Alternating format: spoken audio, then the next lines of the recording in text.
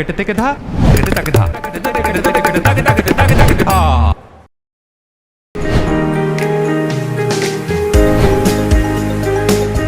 हैं कि नेताओं का कोई ठिकाना नहीं होता, या तो वो जनता के बीच सड़कों पर देखे जाते हैं या फिर सदन में माननीयों के साथ, लेकिन दोनों ही जगह वो अपनी ड्यूटी पर होते हैं। और जाहिर तौर पर जब लोग ड्यूटी पर होते हैं तो उनमें इत्मीनान नहीं होता, लेकिन हम जो सवाल पूछना चाहते हैं उनका जवाब बेहद इत्मीनान से दिया जाता है, और इसीलिए हम नेताजी के घर पर पहुंच गए हैं। नमस्कार, मैं हूं दीप्ति शाही सिंह। नेताजी घर पर हैं सीजन 2 लेकर आ गई हूं एक बार फिर से। तो चलिए अंदर चलते हैं, पता लगाते हैं कि नेताजी घर पर हैं या नहीं। लेकिन उसके पहले जरा आपको बता दें कि आज जिन नेता के घर पर हम पहुंचे हैं वो थोड़ा अलग हटकर हैं। यूपी की राजनीति में अपने अलग बयानों के लिए, अपने अलग बातों के लिए वो ज्यादा जाने जाते हैं, और उनका दावा भी है कि यूपी के राजभरों में वो एक अलग पहचान रखते हैं, और कहीं ना कहीं जो अलग पहचान है वो चुनावों में दिखाई भी देती है। तो चलिए आज ओपी राजभर जी से आपको मिलवाते हैं और उनसे कुछ वो सवाल करते हैं जो वो माननीयों के बीच और जनता के बीच नहीं देते, लेकिन आज उन तमाम सवालों के जवाब वो हमें देने वाले हैं। तो चलिए पहले पता करते हैं कि नेताजी घर पर है या नहीं। आ जाइए।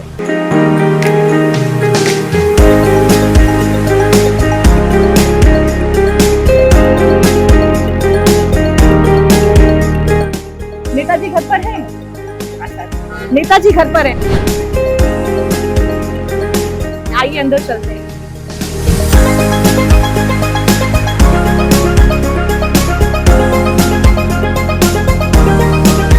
नेताजी अंदर हैं? अच्छा, नेताजी अंदर हैं। आइए देखते हैं अंदर क्या हो रहा है।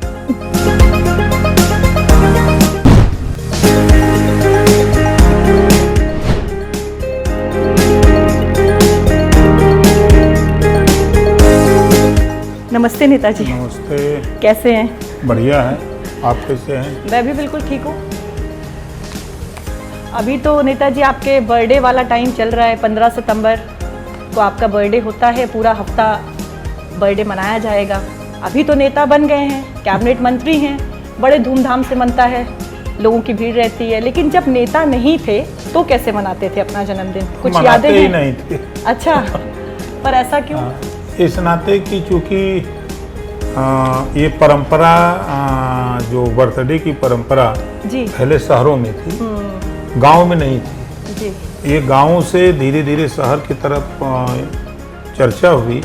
तब तक हम लोग लगभग, हमको अंदाजे कि हम लोग करीब 45-46 साल के हो गए जी।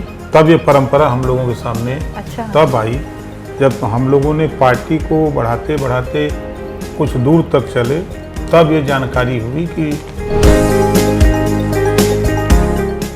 लोगों के बर्थडे भी मनाए जाते हैं। बिल्कुल। लेकिन ये बताइए, देखिए मैं यहाँ देख रही हूँ आपकी माँ की भी तस्वीरें लगी हुई हैं, और किसी भी माँ के लिए उसके बेटे का जन्मदिन बड़ा खास होता है। भले ही नहीं मनाते थे, लेकिन उस दिन आपकी माँ आपके लिए कुछ खास करती होंगी, या तो कुछ बनाती होंगी या कुछ ऐसा आपके पसंद का काम करती होंगी। क्या अभी भी उसकी यादें हैं?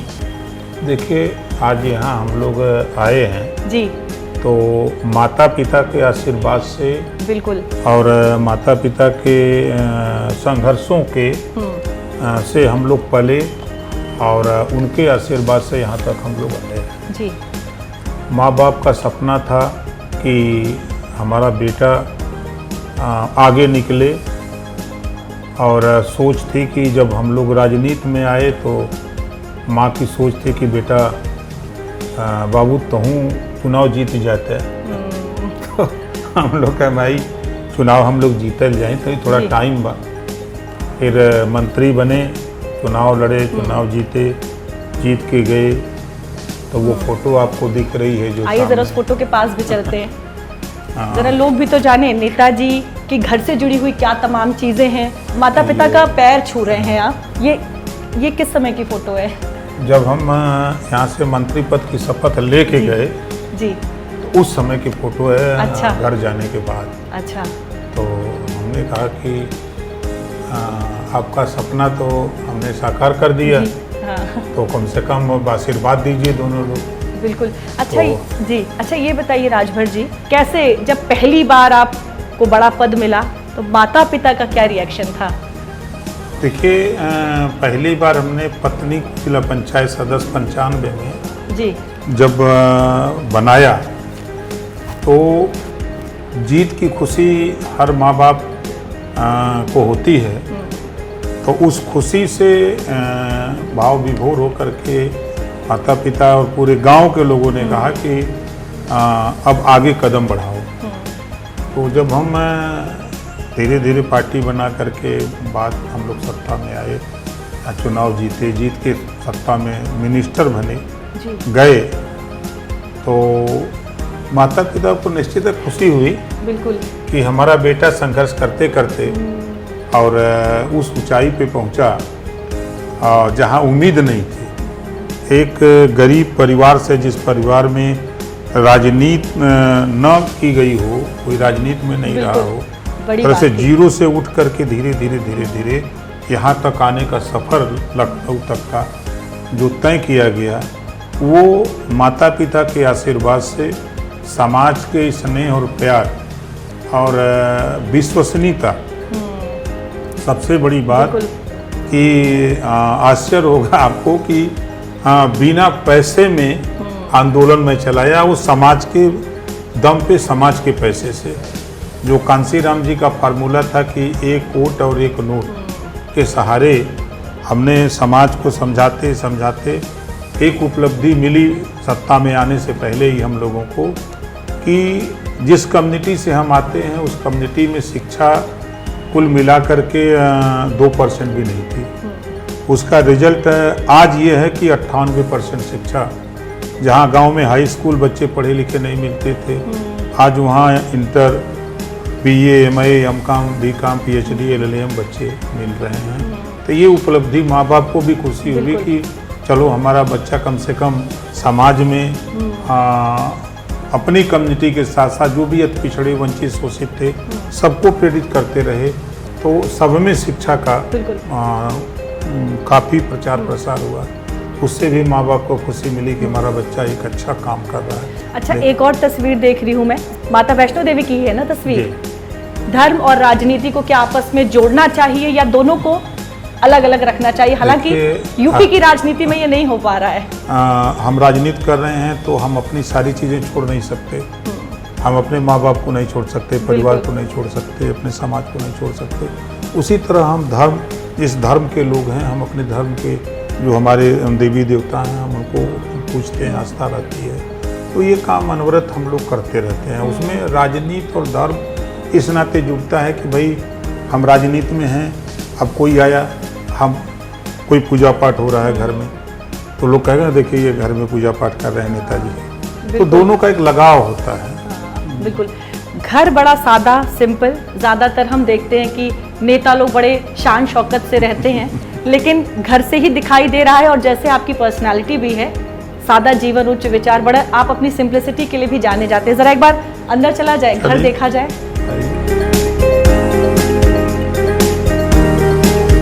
ज्यादातर कमरे खाली ही हैं। यहाँ हमारी आदत है कि हम यहाँ भीड़ नहीं लगाते। जो आया भैया बताओ क्या बात है, कागज है दे दो, हम तुरंत लिखना है, फ़ोन करना कर दिए, पानी पिला दिए, चाय पिला, छुट्टी। उनको हम रोक के यहाँ बैठ के भीड़ मचा के क्या करेंगे। और परिवार तो 2 बेटे हैं, बहुएं दोनों की शादी हो गई है, 2 बेटियां हैं, उनके बच्चे हैं। और आते हैं, जब आते हैं तो फिर अलग अलग लोग रहते हैं अलग अलग जगहों पर। अच्छा, जो आम जनता होती है, लोग होते हैं, बड़ा दिलचस्पी होती है कि नेता लोग, क्योंकि पब्लिकली तो सब मिल लेते हैं, घर में कैसे रहते हैं, खाते क्या हैं।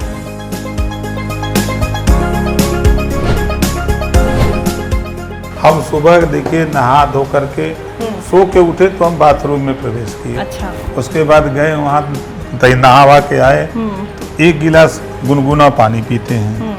उसके बाद हम शाम को ही तीसी, मेथी और पोस्ता का दाना, चना ये भे के रखते हैं 1 चम्मच, उसी को चबाते हैं, खाते हैं, खा के फिर पानी पीते हैं और फिर उसके बाद काम पर लग जाते हैं। जो लोगों से मिलने का, लोगों की समस्या का फ़ोन करना है, विभागीय काम है, तो उसको अपने काम में दिनचर्या में लग जाते हैं। और जब तक हम जगते हैं तब तक समाज का काम, पार्टी का काम करते हैं। और सो गए तो फिर काम बंद हो जाता है, फिर जग गए तो फिर काम पे लग जाते हैं।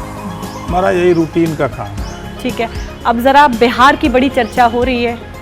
29 सीटें मांगी है आपने, क्या विपक्ष पर ये दबाव था या फिर माहौल बनाया है? नहीं, देखिए विपक्ष बने, हम बिहार में 20 साल से कुछ इलाके में हम पंचायत चुनाव भी लड़ते थे, विधानसभा भी लड़ते थे, लोकसभा भी लड़ते थे।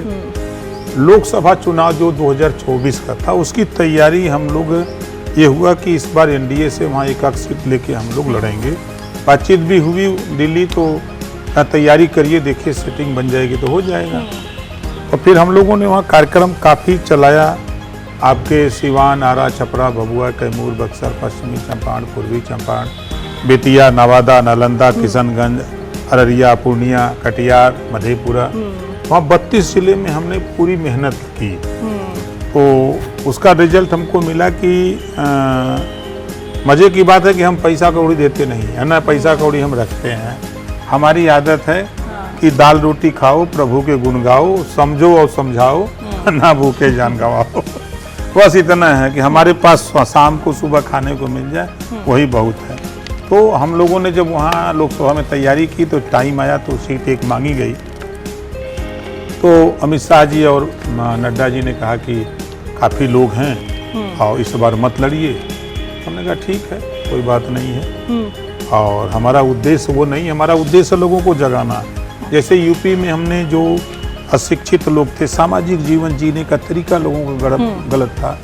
आज के अगर आप 25 साल पहले जाइए तो लुंगी लगाए या गंजी पहने बाजार चले जाते थे। हाँ। तो ये तमाम चीज की सामाजिक जागरूकता हमने यूपी और उधर फैलाया। और तो बिहार में भी हम गए तो देखे तो सामाजिक जो वहाँ की व्यवस्था थी, उससे वहाँ गरीब बहुत परेशान थे। तो वहाँ हमने उनको शिक्षा के प्रति, स्वास्थ्य के प्रति, सामाजिक जीवन कैसे जिया जाता है, उनको बताने का प्रयास किया।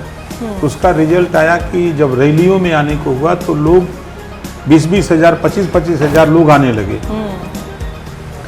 एक दिन मैं दिल्ली गया नड्डा जी से मिलने बिहार के इस सवाल पे, तो एक नोटबुक, हमने एक बुकलेट बनाई थी रैलियों का, फोटो का, और एक वीडियो बनाया था अलग अलग रैलियों का, 1-1 मिनट, 1.5 मिनट। जब नड्डा जी ने देखा तो कहा कि तो प्रधानमंत्री की इतनी भीड़ होती है और बिहार में आप इतना कार्यक्रम।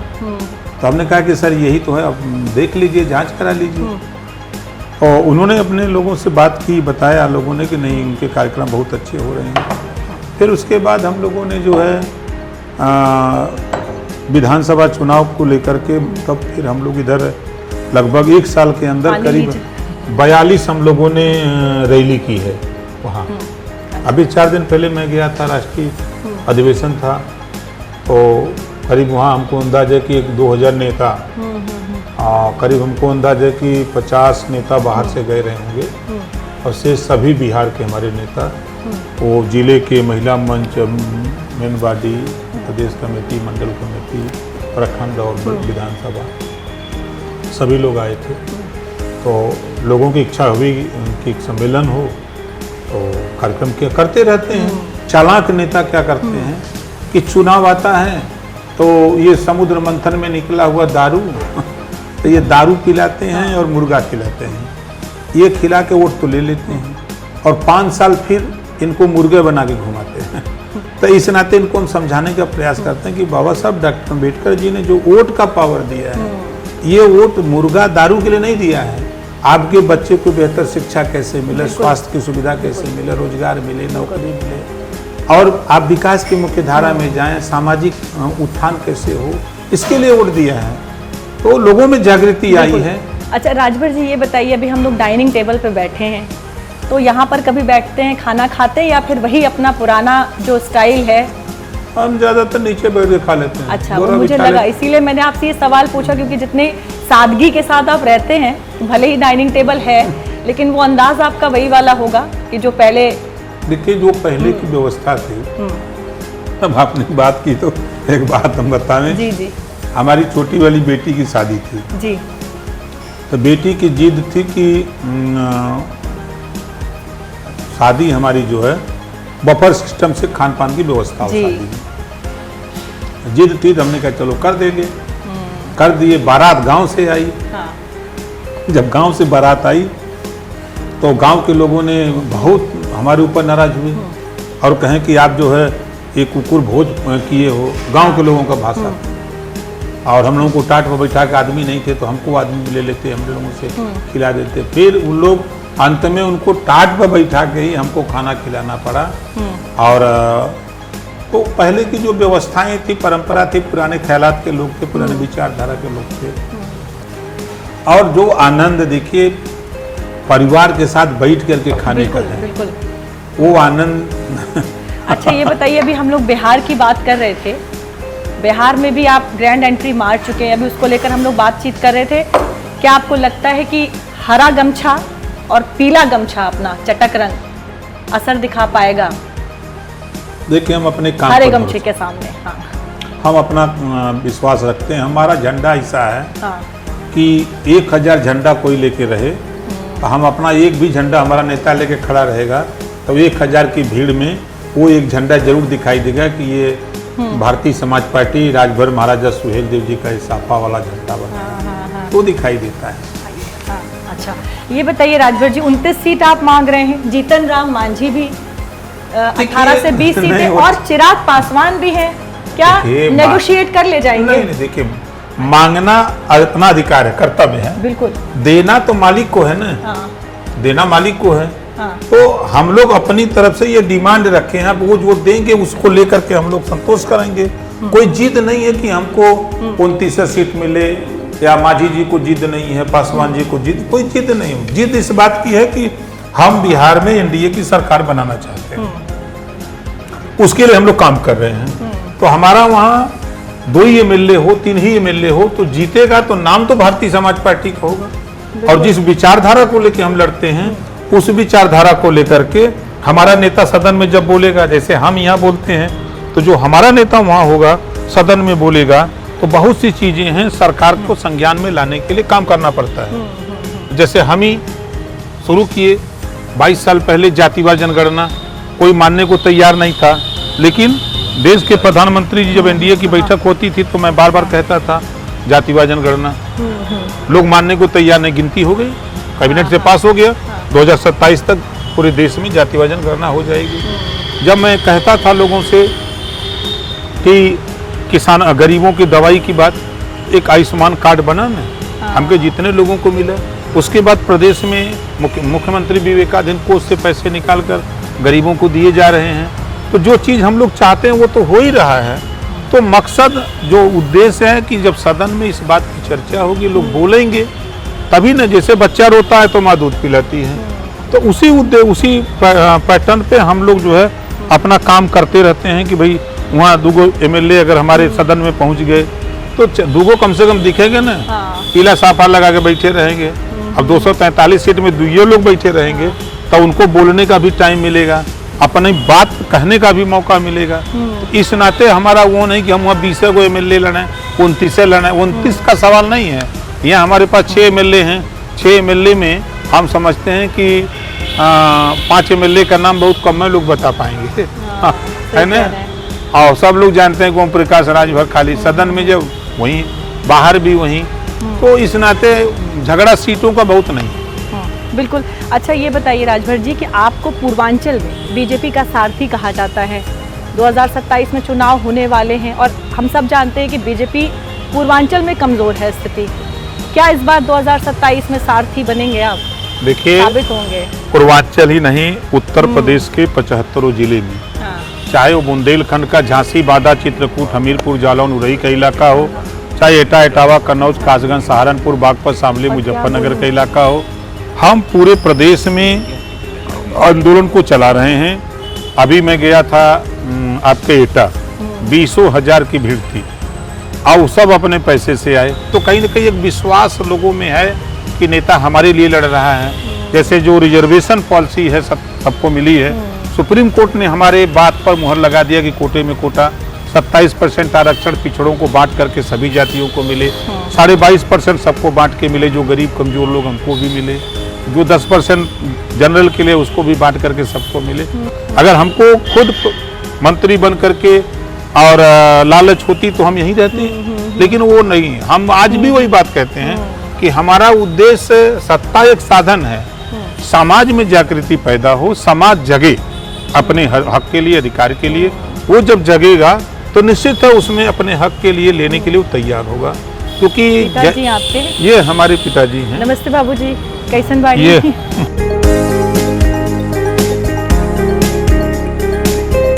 ये यही हमारे भगवान हैं। अरे बिल्कुल।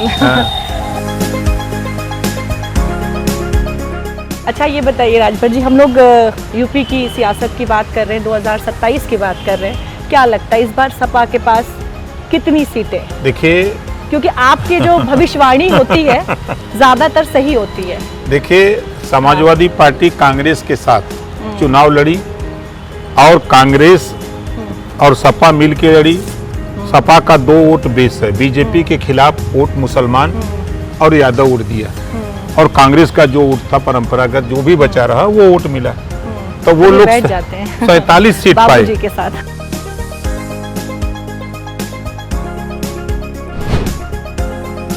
बिहार की जब हम बात करते हैं, वहाँ आरजेडी और कांग्रेस को बड़ा झटका देने वाले हैं। बेशक 3 चीजें नीतीश जी ने दिया है बिहार को, बिहार के लोग स्वीकार भी करते हैं।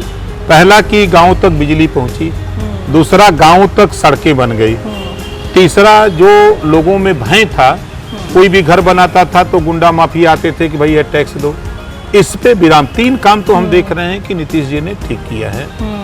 और चीज किए हैं, लेकिन वहाँ अभी भी बहुत से गरीब ऐसे हैं जिनको बसने के लिए जमीन नहीं है, तो उनके बीच में हम लोग हैं कि भाई आपको अगर सरकार उद्योगपतियों को जमीन खरीद के दे सकती है तो फिर गरीबों को बसने के लिए, उनको छत देने के लिए तो हम 5 डिसमिल जमीन सरकार क्यों नहीं खरीद करके उनको देगी। तो इसके लिए हम चाहते हैं कि हमारे भी विधायक सदन में जाएं, इसको उठावें सदन में, और कैबिनेट से इसको पास करावें, पास करा करके उस गरीब को आवास दिला के छत बनाने का काम करें। तो वहाँ लड़ाई नहीं है। देखिए, वहाँ लड़ाई जो लोग सोच रहे हैं बिहार में, आप देख लीजिएगा रिजल्ट जब आएगा तो एनडीए गठबंधन भारी बहुमत से चुनाव जीतेगा। इस नाते जीतेगा कि जो तेजस्वी हैं, तेजस्वी क्या कर लिए, कुछ तो कर नहीं पाए। और यहाँ क्या है, एक बड़ी ताकत है, एक नीतीश जी की अपनी ताकत है, एक लोजपा की अपनी ताकत है, एक मांझी जी की अपनी ताकत है, और एक उपेंद्र कुशवाहा जी की अपनी ताकत है। तो इन सब चीज़ों में एक और ताकत ओम प्रकाश राजभर पहुँच गए हैं। बिल्कुल बिल्कुल। और ओम प्रकाश राजभर बिहार में जो ताकत अपना पैदा किए हैं, निश्चित है कि एनडीए गठबंधन के साथ रहेंगे तो हमारा बहुत बड़ा फायदा होगा।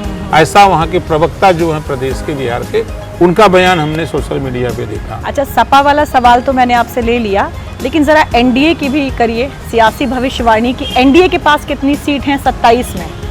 यहाँ सरकार बनेगी, कोई दिक्कत नहीं है। अच्छा, देखिए उसका कारण जान लीजिए कि समाजवादी पार्टी से 38% वोट एक ऐसा है जो सपा बसपा कांग्रेस से त्रस्त होकर उठ करके वो बीजेपी के साथ आया। तो उसमें से जैसे कुछ वोट हमने अपने साथ रखा, कुछ वोट संजय निषाद जी ने रखा, कुछ वोट जो है उधर अनुप्रिया पटेल जी ने रखा, कुछ वोट जयंत चौधरी जी ने। तो इस सबका हम कह नहीं पूरा देश में है, प्रदेश में तो एक अपनी अपनी अलग अलग पहचान है कि जिनके पीछे, जैसे डॉक्टर संजय निषाद जी, जहाँ भी अभी मैं गया था तालकटोरा, तो वहाँ देखा तो 25,000 की भीड़ संजय जी के नाम पर वहाँ दीवाने थे।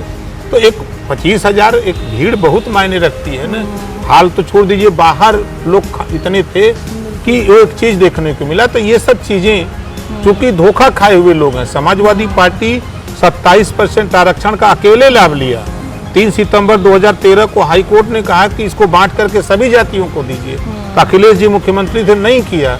ये बात जनता में फैल गई और सरकार जब उनकी थी तो सिर्फ यादव बात चला। पुलिस की भर्ती हुई तो यादव की भर्ती खुलेआम हो गई, जग जाहिर है। शिवपाल जी सूची बना के देते थे, लेखपाल की भर्ती, ग्राम सेवक की भर्ती, बीडीओ की भर्ती, एसडीएम। 86 में 56 अकेले यादव के एसडीएम बनाया। तो ये बातें जनता में फैल गई कि हमारा हक नहीं देने वाला है। इस नाते जो 38% वोट है वो इधर उधर, तो वो अब इस समय, अब जैसे हम अगर पूर्वांचल की बात करें तो लगभग ये मान के चलिए कि 100 सीटें ऐसी है जहां 12% से लेकर 22%, 12%, 16%, 18%, 20%, 22% एक एक विधानसभा में वोट अपना खुद का है। वो वोट लेकर के जब हम बीजेपी के साथ थे तो बीजेपी पूर्वांचल में जीती, जब हम हटे तो बीजेपी पूर्वांचल में अम्बेडकर नगर, आजमगढ़, गाजीपुर, बलिया, मऊ, तमाम जिलों में खाता तक नहीं एक सवाल है जो सब लोग जानना चाहते हैं कि आप कितनी सीटों पर लड़ेंगे 27 में? अब प्रयास हमारा है कि ज़्यादा से ज़्यादा सीटें हम लोग मिले और सीटें मिले, हमारे नेता ज़्यादा से ज़्यादा लड़े। प्रयास हमारा यही है। अच्छा राजभर जी, ये बताइए कि आप जिस तरह से, जिस माहौल से निकले, आज कह सकते हैं सेल्फ मेड हैं आप, और सेल्फ मेड लोग जो होते हैं वही थोड़े अक्खड़ भी होते हैं। अपने इस अक्खड़ पने की वजह से आपको कभी क्या कोई नुकसान हुआ, या आज आपको लगता है कि शायद अगर आप ऐसे ना होते तो यहाँ तक ना पहुँचते, और आपको अच्छा लगता है ये सोचकर कि अच्छा है कि मैं ऐसा ही हूँ? देखिए, हमारा कोई नुकसान नहीं, लोगों की सोच अलग अलग हो सकती है, लेकिन हमारी सोच, हम समाज को जागृत करने के लिए काम करते हैं। हमारा प्रयास होता है कि हम कितनी मदद उनकी करें, और हमने कभी अपने मन में निराशा नहीं रखा। हमारी डिक्शनरी में यूं कह लीजिए कि निगेटिव नहीं है, हम पॉजिटिव की तरफ सोचते हैं, पॉजिटिव ही करते हैं, तो हमेशा हमारा प्रयास यही होता है।